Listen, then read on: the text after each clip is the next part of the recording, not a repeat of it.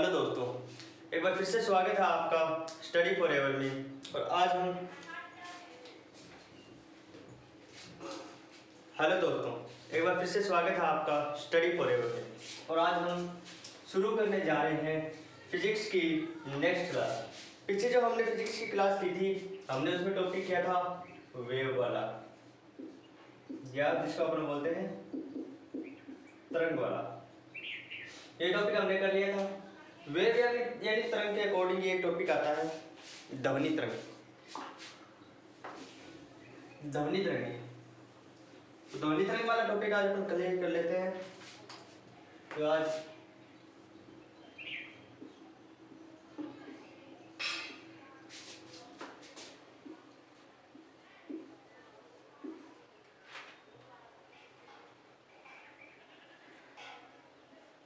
Sound या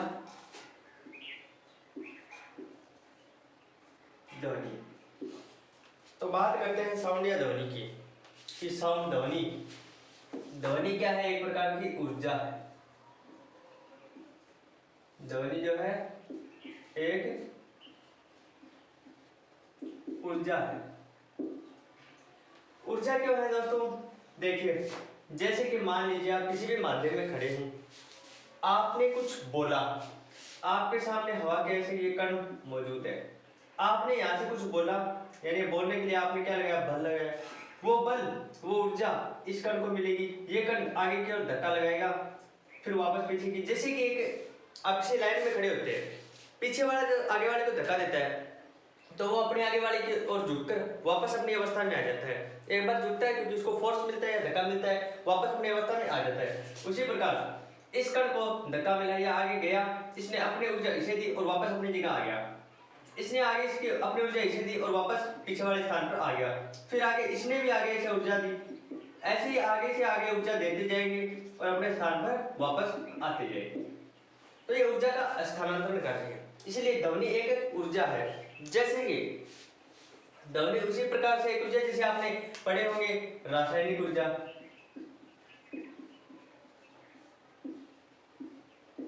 विद्युत ऊर्जा,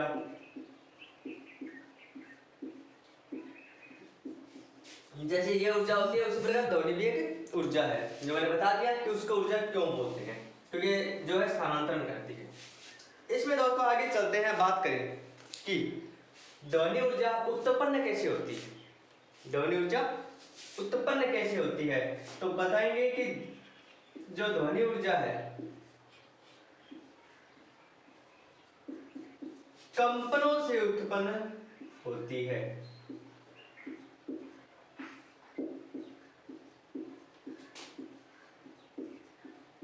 कंपनों से उत्पन्न होती है। ध्वनि ऊर्जा जो है वो कंपनों से उत्पन्न होती है। तो दोस्तों, एक सेकंड में जितने कंपन होंगे उसी प्रकार ध्वनि ऊर्जा कि कितने सेकंड में कितने कंपन हो रहे हैं, कंपनों के आधार पर होती है। जैसे कि अपन बोलते हैं, अपने बोला, अपने जो भी बोला वो सीधा जो हमारे कान की जो शेप होती है, वो कान की शेप ऐसे ही नहीं होती दोस्तों।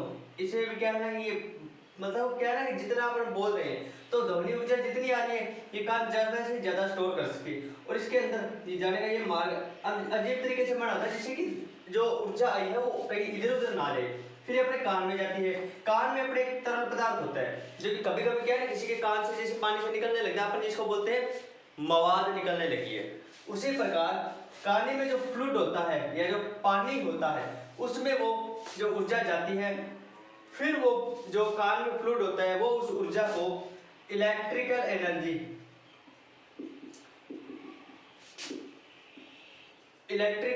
या किसी अन्य माध्यम में बदल कर दिमाग तक पहुंचाता है। ठीक है, दिमाग तक पहुंचाएगा। फिर हमें जो फ्लूइड है, सॉरी एक मिनट,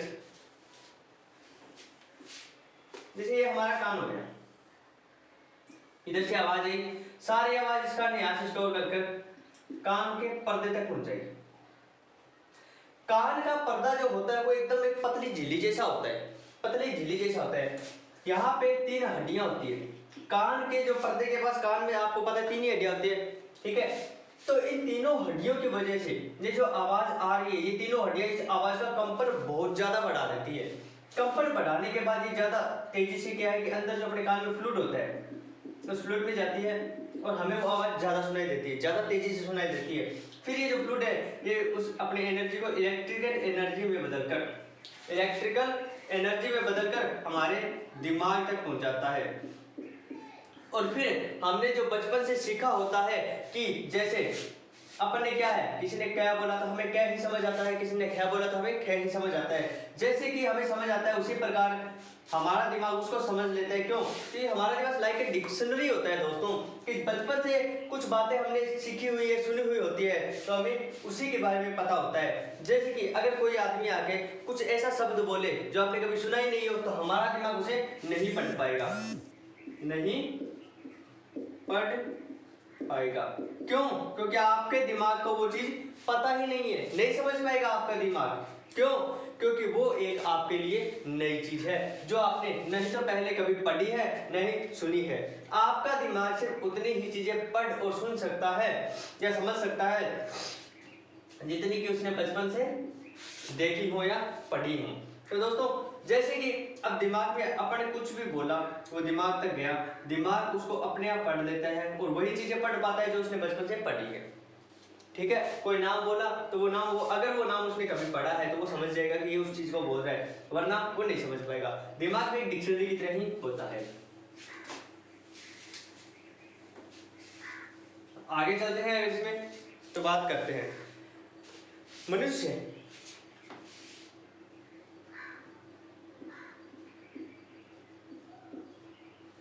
मनुष्यों में ध्वनि तरंग।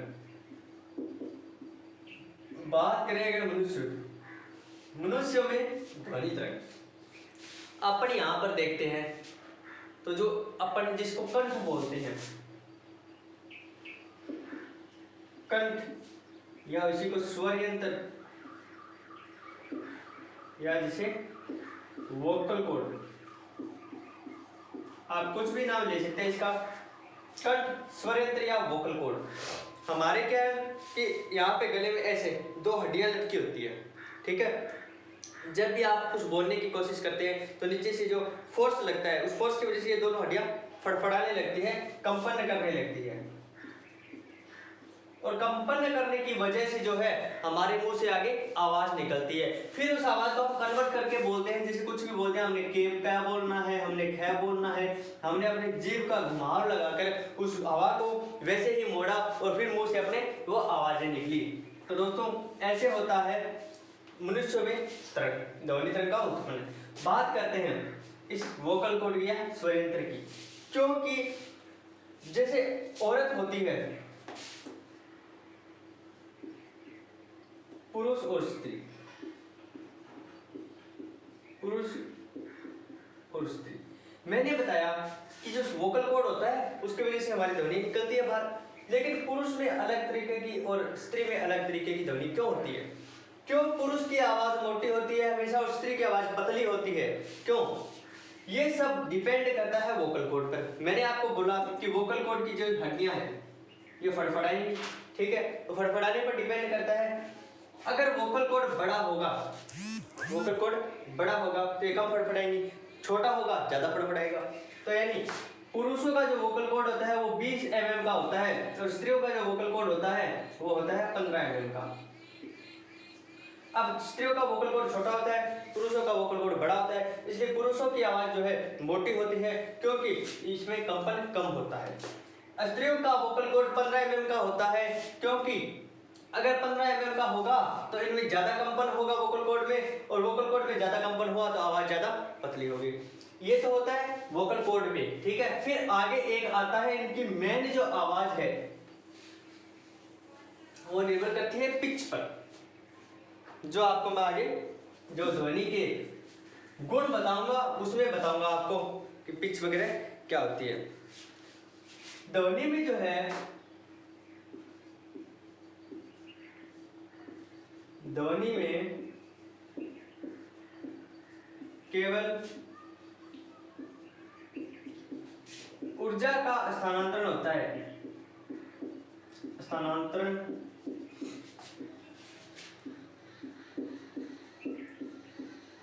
होता है, कणों का नहीं। जो ध्वनि ऊर्जा है, ध्वनि ऊर्जा में केवल और केवल ऊर्जा का स्थानांतरण होता है, जो कण होते हैं उनका स्थानांतरण नहीं होता। जैसे कि ये है, आपने गैसीय माध्यम हो या ठोस माध्यम हो या द्रव माध्यम हो, आपने बोला, फोर्स लगाया, ऊर्जा इस कण को मिली, इस कण ने आगे फोर्स लगाया, इसने अपनी ऊर्जा इस कण को दी और वापस अपनी पुरानी स्थिति में आ गया। इस कण ने वापस आगे वाले कण को ऊर्जा दी और पुरानी स्थिति में वापस आ गया। ऐसे ही ये चीज आगे चलती जाएगी। तो देखिए दोस्तों, इसने ऊर्जा इसे दी, इसने इसे ऊर्जा दी, इसने आगे इसे ऊर्जा दी और इसने आगे इसे ऊर्जा दी। मतलब कि ऊर्जा तो आगे से आगे बढ़ती जा रही है, ऊर्जा का तो स्थानांतरण हो रहा है, लेकिन कण जो है वो वहीं के वहीं है, कणों का स्थानांतरण नहीं हो रहा। तो इसीलिए बोला जाता है कि ध्वनि तरंग में ऊर्जा का स्थानांतरण होता है, ध्वनि तरंग में कणों का स्थानांतरण नहीं होता।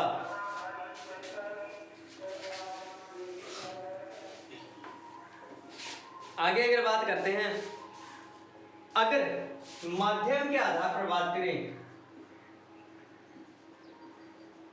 माध्यम के आधार पर, माध्यम के आधार पर जो है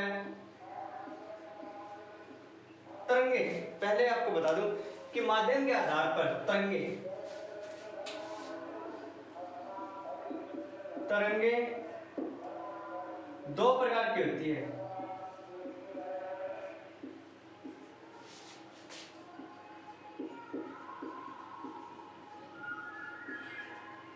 माध्यम के आधार पर तरंगे दो प्रकार की होती है।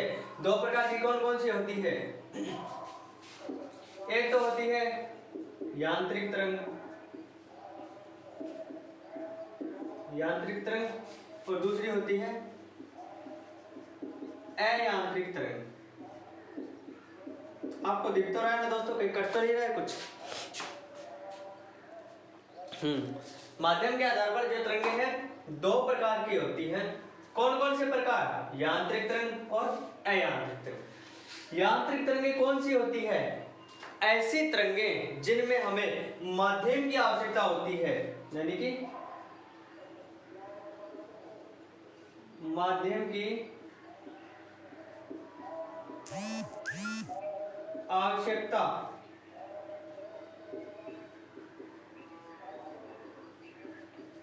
कि जो यांत्रिक तरंगे हैं उनको माध्यम की आवश्यकता होती है। अयांत्रिक तरंग ऐसी तरंगे जिनमें माध्यम की या जिनमें स्थानांतरण के लिए माध्यम की आवश्यकता नहीं होती। माध्यम की आवश्यकता नहीं होती। कि यांत्रिक तरंगे वो तरंगे होंगी जिनमें माध्यम की आवश्यकता होती है, संचरण के लिए माध्यम की आवश्यकता होती है। अयांत्रिक तरंगे वो तरंगे होंगी जिनमें जो स्थानांतरण है या संचरण है के लिए माध्यम की आवश्यकता नहीं होती। यांत्रिक तरंगे जो हैं हम उनको मैकेनिकल वेव भी बोलते हैं, मैकेनिकल वेव। और अयांत्रिक तरंगे जो है उनको हम नॉन मैकेनिकल वेव भी बोलते हैं, नॉन मैकेनिकल वेव। अब बात करें अगर इनके एग्जाम्पल की, अयांत्रिक तरंग, इसका एग्जाम्पल हो जाएगा, यांत्रिक तरंग का एग्जाम्पल ध्वनि तरंग। यांत्रिक तरंग का एग्जाम्पल हो गया ध्वनि तरंग, क्योंकि जो ध्वनि है उसको संचरण के लिए या स्थानांतरण के लिए माध्यम की आवश्यकता होती है, इसलिए जो यांत्रिक तरंग है उसका एग्जाम्पल है ध्वनि तरंग। अगर आपको पूछा जाए कि ध्वनि तरंग माध्यम के आधार पर कैसी तरंग है, या ऑप्शन में सिर्फ माध्यम के आधार वाले ऑप्शन ही दे रखे हों, तब आप करेंगे कि ध्वनि तरंग जो है यांत्रिक तरंग है। बात करते हैं अयांत्रिक तरंग, इसका एग्जाम्पल होगा प्रकाश। प्रकाश जो ऊर्जा है उसको संचरण के लिए माध्यम की आवश्यकता नहीं होती, क्योंकि जब सूर्य से प्रकाश आता है तो वो अनंत से आता है, और मध्य जब प्रकाश आता है तो बीच में उसे निर्वात का भी सामना करना पड़ता है, क्योंकि अंतरिक्ष में निर्वात ही होता है। अंतरिक्ष में उसे कोई माध्यम नहीं मिल पाता, बिना माध्यम के भी वो संचरण करता है और धरती तक पहुंचता है। इसलिए वरना मतलब अपन समझ सकते हैं कि वहां से यहाँ तक आया, बीच में निर्वात भी इसको मिला, तो मतलब इसको माध्यम की आवश्यकता नहीं होती, और माध्यम की आवश्यकता नहीं होती इसलिए अयांतरिक तरंग यानी कि नॉन मैकेनिकल वेव्स का एग्जाम्पल हो जाएगा प्रकाश तरंग। आगे चलते हैं, इससे आगे कुछ और देखते हैं इसके बारे में। इसके आगे चलें तो पूछा जाता है आपसे क्वेश्चन कि जो ध्वनि ऊर्जा है, ध्वनि ऊर्जा की गति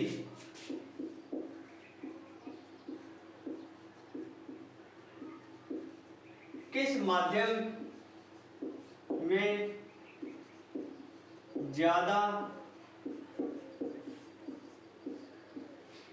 होती है, कि ध्वनि ऊर्जा जो है उसकी गति किस माध्यम में ज्यादा होती है। दोस्तों इसका आंसर अगर आप कंपटीशन एग्जाम की तैयारी पहली बार कर रहे हैं तो भी आपको पता होगा, आई थिंक 10th से 12th तक के बच्चों को सबको इसका आंसर पता होता है कि ठोस में जो है ध्वनि ऊर्जा की गति सबसे ज्यादा होती है। लेकिन क्या आपने कभी सोचा है कि क्यों होती है? नहीं सोचा तो अब देख लीजिए। ये होते हैं हवा के कण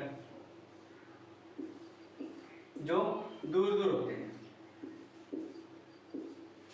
और ये होते हैं ठोस के कण।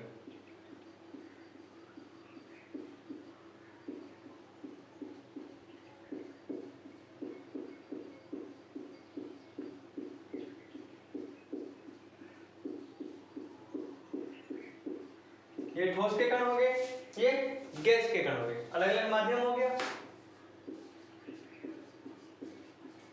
गैस और ठोस। अब देखिए आप जहां पे खड़े होकर बोल रहे हैं आपके आगे गैस के माध्यम है, आपने यहां से बोला, कुछ फोर्स लगाया, इसने इसको यहां तक बल लगाया, इसको अपनी ऊर्जा दी, वापस अपने स्थान पर आया, इसको ऊर्जा दी, वापस अपने स्थान पर आया। इसी प्रकार सब कणों में होता रहता है। इसमें भी यही स्थिति होती है, ठीक है। लेकिन फर्क कहां पे आ जाता है कि आपको यहाँ पे ज्यादा ऊर्जा लगाने की जरूरत पड़ी क्योंकि ये कण दूर दूर थे, यहाँ पे आपको ज्यादा ऊर्जा लगाने की जरूरत नहीं पड़ी क्योंकि ये कण पास पास में थे। इसलिए कहा जाता है कि ठोस की बजाय, जो गैस की बजाय ठोस में ध्वनि ऊर्जा की जो मात्रा है ज्यादा होती है। ध्वनि ऊर्जा सबसे ज्यादा जो होती है ठोस माध्यम में होती है, क्योंकि इसके कण पास पास में होते हैं, संचरण के लिए इसे ज्यादा बल लगाने की आवश्यकता नहीं होती। तो ये भी समझ में आ गया होगा आपको कि क्यों जो है ठोस में जो ध्वनि ऊर्जा की मात्रा है वो गैस की बजाय ज्यादा होती है। तो आगे चलते हैं इससे। दोस्तों कहीं भी कोई भी डाउट आ रहा हो तो कमेंट करके जरूर बता दीजिएगा, और वीडियो अच्छा लगा हो तो लाइक और शेयर जरूर कर देना, और अगर आप हमारे चैनल पर नए हैं तो सब्सक्राइब जरूर कर देना दोस्तों। अब आता है ध्वनि ऊर्जा के प्रकार।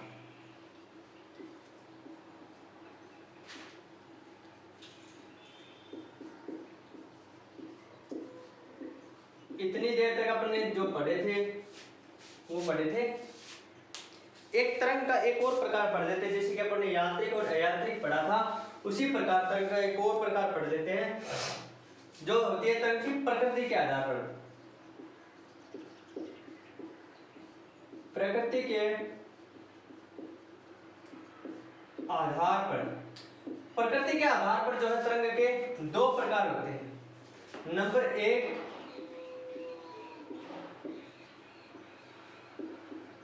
अनुदैर्ध्य और नंबर दो अनुदिश।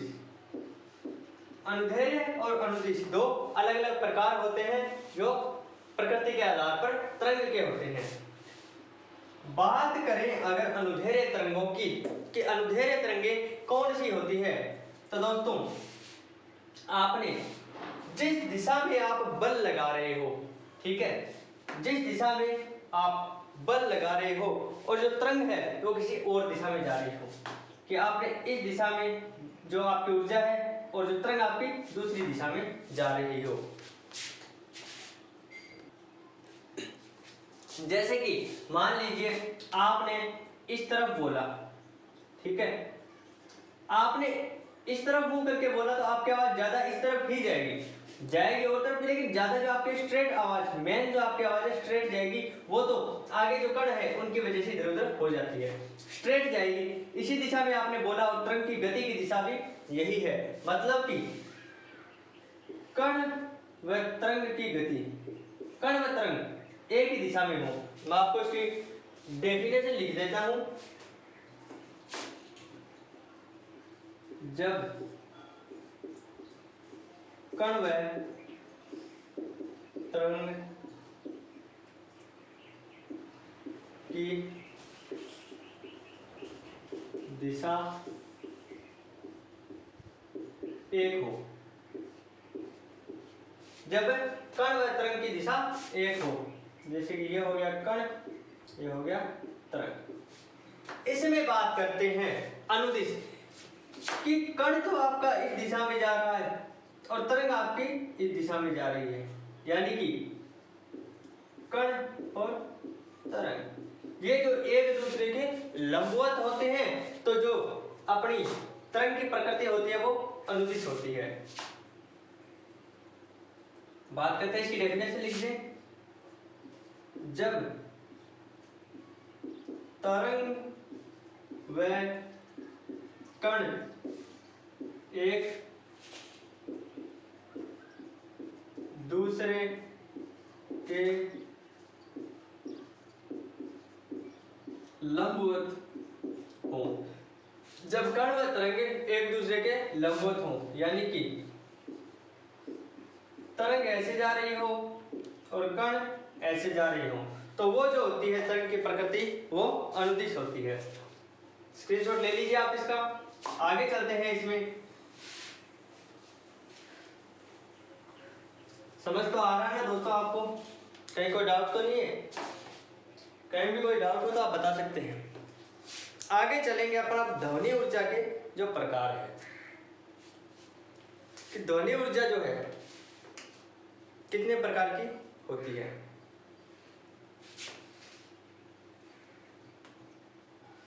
ध्वनि ऊर्जा मुख्यतः 3 प्रकार की होती है दोस्तों। श्रव्य, अश्रव्य, अपश्रव्य, श्रव्य, अपश्रव्य, प्राश्रव्य। इस प्रकार से ध्वनि ऊर्जा 3 प्रकार की होती है।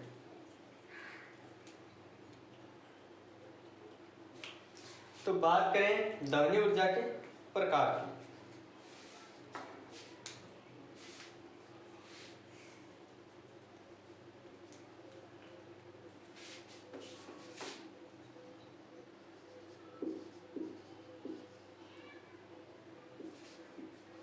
ध्वनि ऊर्जा के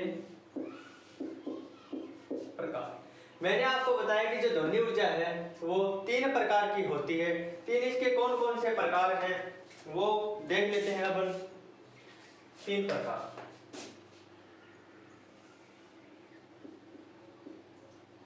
अपश्रव्य, श्रव्य और प्राश्रव्य। ठीक है, अपश्रव्य, श्रव्य, प्राश्रव्य, 3 प्रकार की जो ध्वनि होती है। जो एक को इंग्लिश में बोलते हैं इंफ्रासोनिक, ऑडिबल और अल्ट्रासोनिक।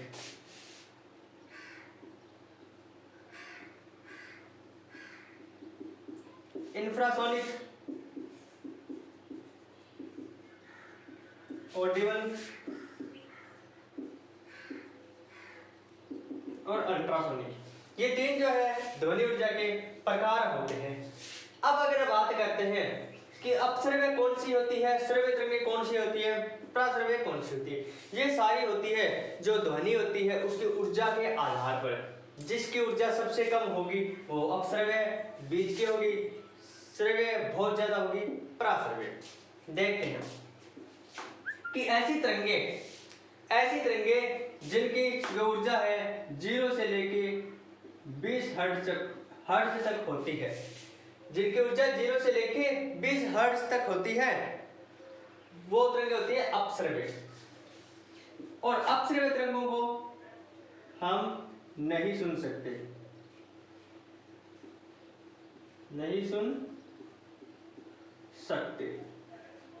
ठीक है। बात आती है श्रव्य तरंगों की, यानी 20 हर्ट्ज से लेकर 20,000 हर्ट्ज, या आप इसको 20 हर्ट्ज से लेकर 20 किलो हर्ट्ज भी बोल सकते हैं, क्योंकि 1 किलो में कितना होता है 1000 हर्ट्ज होता है। 20,000 हर्ट्ज यानी 20 किलो हर्ट्ज तक जो ऊर्जा होती है उसको श्रव्य तरंगे बोलते हैं। श्रव्य तरंगे, इनको हम सुन सकते हैं, आसानी से सुन सकते हैं।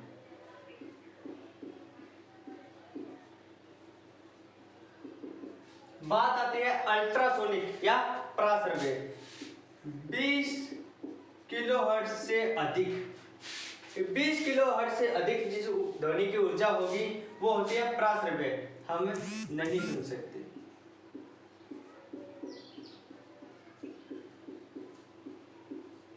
ये जो होती है श्रव्य ध्वनि, ये होती है नॉर्मल, जिसको हम लगभग चीजें सुन सकती है। बात करते हैं अल्ट्रासोनिक की, तो अल्ट्रासोनिक जो होती है उसको कुछ जैसे हाथी, कुत्ते वगैरह सुन सकते हैं, और अपश्रव्य जो इंफ्रासोनिक होती है उसको भी हाथी और कुत्ते वगैरह। आपने देखा होगा कभी बारिश या भूकंप या आंधी आती है उससे पहले ही कुत्ते जो है उनके रोने की आवाज आने लगती है, क्योंकि उनको पहले ही पता चल जाता है कि कुछ न कुछ होने वाला है, तो फिर वो रोने लग जाते हैं। तो ये कुत्ते, बिल्ली, हाथी वगैरह के होते हैं जिनको ये आवाज सुनाई देती है।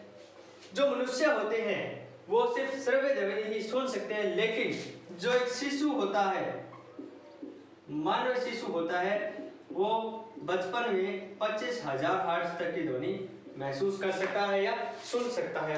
ये एक इसका एक्सेप्शन है जो आपको याद रखना है, एक्सेप्शन है जो जरूर पूछा जा सकता है, चांसेस एक्सेप्शन के ज्यादा होते हैं। इसके बाद अपश्रव्य तरंगों के कुछ एग्जाम्पल पूछे जाते हैं, मैं आपको बता दूं, एस तरंग, पी तरंग, लव तरंग एटसेट्रा। इसके एग्जाम्पल मोस्टली है जो पूछे जाते हैं एग्जाम्स वगैरह में, तो मैंने आपको इसके एग्जाम्पल बता दिए। तो दोस्तों आज की जो हमारी ध्वनि वाली क्लास थी वो यही तक। आपको ये क्लास कैसी लगी? अगर आपको क्लास अच्छी लगी है तो सब्सक्राइब जरूर कीजिएगा दोस्तों, और अगर आपने अभी तक हमारे चैनल को सब्सक्राइब नहीं किया है, आप नए हैं हमारे चैनल पर, तो सब्सक्राइब जरूर कीजिएगा और वीडियो को शेयर करते रहिए दोस्तों, ताकि ज़्यादा से ज़्यादा दोस्तों तक ये वीडियो पहुंच सके। धन्यवाद दोस्तों। अगर कोई भी डाउट आ रहा हो तो आप कमेंट करके जरूर बताइए। धन्यवाद।